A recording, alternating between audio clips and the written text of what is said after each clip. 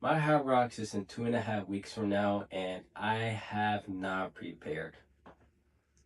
Granted, I weight train regularly from 5 to 6 times a week, consistently for nearly a year now, on and off since 6 to 8 years. But I know this is more than that because I've been and I've been running away, ironically, from running and doing cardio consistently this past couple of weeks. I'll weight train in the morning, and then it's 5 o'clock. I was like, it's time for a run, but I was like, that anime looking too good though, and then I end up like binging into like 9 p.m. So I'm using this more as accountability for posting, and why not share what I'm gonna do? I'm gonna procrastinate my prep because I feel like I'm not the only one. So this video is simply I'm gonna give you the the cardio split I do for the week that I had done on and off recently, but I will dial it in these next few weeks. The weight training split that I recently changed to accommodate the Hyrox, but I'll start off with why. I'll give you some context first. So last Friday I started the weight training split that I will share you soon, and when I finished working out, I saw this guy when I exited his backpack, 5 different Hyrox badges. I'm like, he knows something. So I talked to him, introduced myself. He's a great guy, and I learned a lot of things outside of weight training just from that one conversation that I actually took note and accounted for later. But one thing that he asked me that it is such common sense, but got me thinking and honestly spiraling for a second. He just said, Why did you sign up?" It I had no answer in my head, but then it was one of those moments I instantaneously had the answer pop up out of nowhere, and it was the most honest answer I ever gave someone in a while now. Because I feel like a lot of us follow the same script when we have conversation with somebody. At least in my case, I do. He said why. I said because I want change. I want a catalyst for change, and in simple terms, do hard things to push myself to become a better person. And not just a better person, I love and grateful, alhamdulillah, for the current reality I have, but I want something different. And I think that's many of us when we go on social media, when we see our friends or celebrities be so successful, and we sit down in our homes, scrolling, go through the same mundane life. This is for a whole different discussion because I can talk hours about that because we all like the idea of change, but do we really want it? We like the idea of it and get the feeling of it, but do we really take action for it? And I didn't know the answer for that because that's such a vague question. Because how can I seek change from everything? Because I want to change financially, physically, mentally, spiritually. But I was like, one step at a time. What can I do in each one of these domains to become a better person? What can I do today to become better than yesterday? And that was a part of the conversation I had with the guy. So I'm grateful for him. So, what you're here for? I should put earlier to just skip ahead because half of you probably not gonna care. But fuck it. So the cardio split. I'm Muslim, and I schedule it throughout the week to accommodate for when I fast on Mondays and Thursdays. I will not hide the fact that I have been inconsistent with fasting for so long outside of Ramadan, of course. I used to do it for over a year, and then once I stop and get out of rhythm, it is so hard to start. And what connects I'm actually fasting right now. That's funny. What connects to getting things started for your dry fasting is same thing for most things in life, which is why I think it's worth sharing, even if you're not Muslim who is listening. Stop waiting for perfect conditions. Not did I eat enough? Do I feel good enough? Not do I have this? I bought this mic thinking I'll start posting content immediately. I just need a microphone. I had this in my backpack waiting for at least 2 to 3 months. I was like, I kept looking for excuses.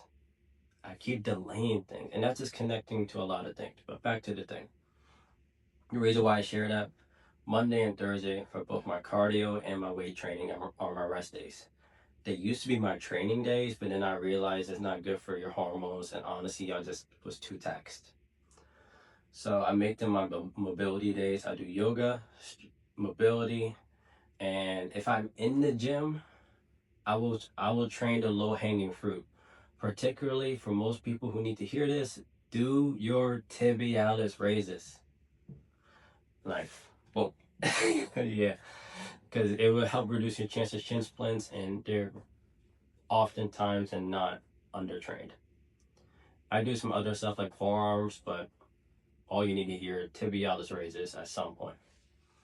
It doesn't have to be on your mobility day. Because I do it, I sprinkle them in throughout the whole week because those muscles tend to grow better with frequency throughout the week than just all in one day. That's just good to know from some of the muscles like your rear delts, side delts, calves, tibialis, etc. But the point I'm trying to say is Monday and Thursday are my mobility days. I keep it light and I just make sure I move throughout the day. So after I'm recording this, I'll find any reason to go out the house instead of being sedentary because my battery is going to be drained by midday if I don't. So besides that, I'm going to start off from Friday for both my cardio and weight training. And then just for me personally, because I like to start my week after my Friday Juma. Like as soon as I leave the prayer, my week has started. That's for me. Do you.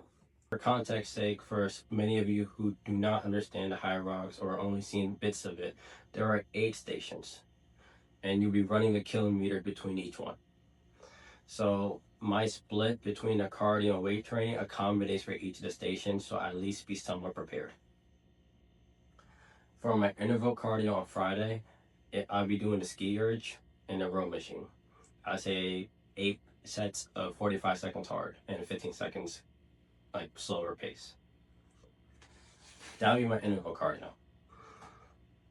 And my weight training that day, I might as well tell you guys in order to save you guys time, will be my pull workout. The reason why I put it on Friday because I simply just enjoy pull the most. I love training back, and yeah, I actually hate training chest.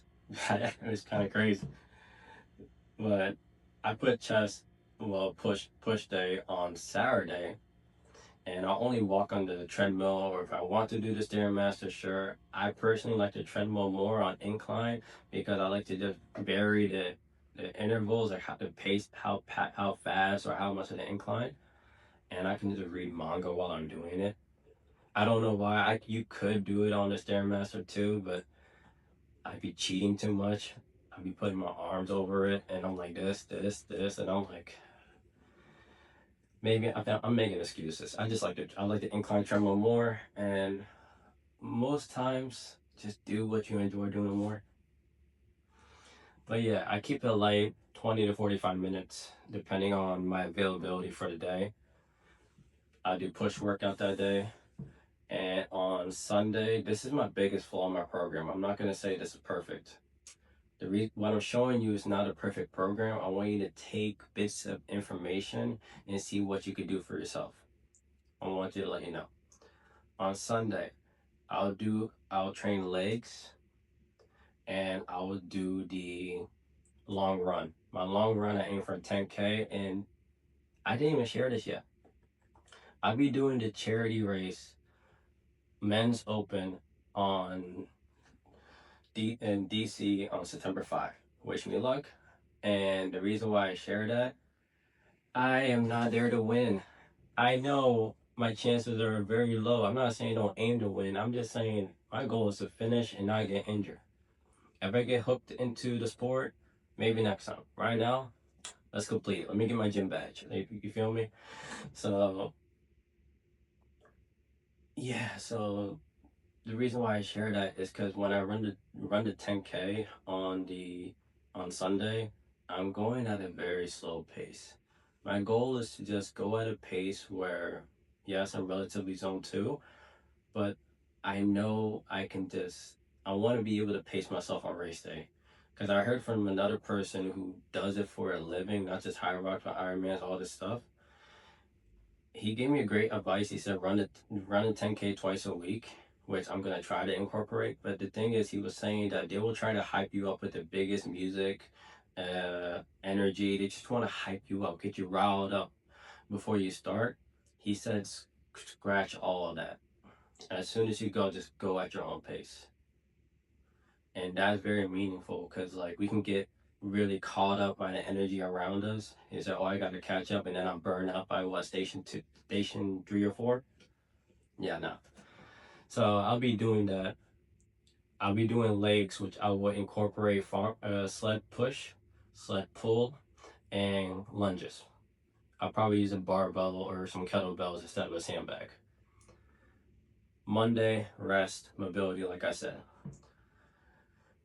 Tuesday, shoulders and arms. The reason why I put shoulders and arms on Tuesday is because, based on my experience, whenever I fast on a Monday and Thursday, and then I train the next day, typically I like training in the morning, so this could be why, or most likely why, I don't feel as energetic or I don't get that much of I feel weaker.